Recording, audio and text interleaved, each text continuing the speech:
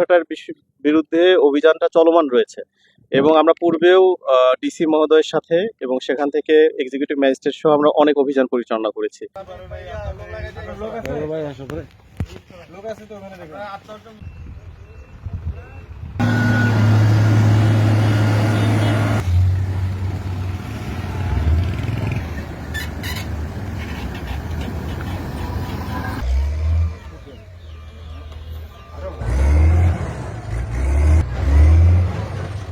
পরিবেশ অধিদপ্তর ঠাকুরগাঁও জেলা কার্যালয়ের উদ্যোগে ঠাকুরগাঁও জেলায় অবৈধ ইটভাটার বিরুদ্ধে অভিযান চলমান রয়েছে এবং এই অভিযানের বিষয়ে আমরা গতকাল অভিযান পরিচালনা করেছি এবং আজকে অভিযান পরিচালনা করছি।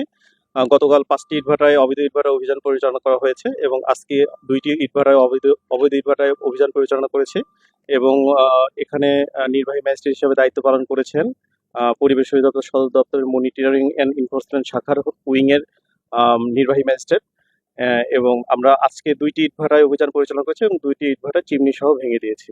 ধন্যবাদ আপনাদের।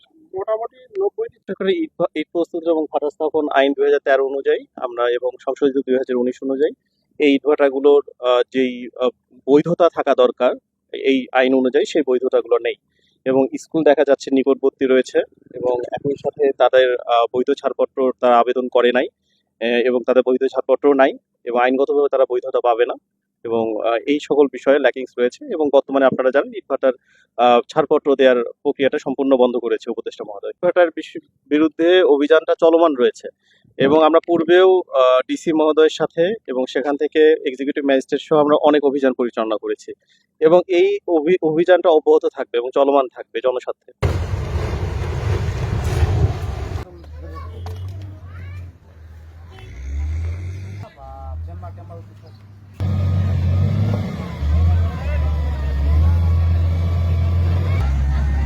Ôi, mang video con cho mày, mang, mang, ai chơi, mang lấy.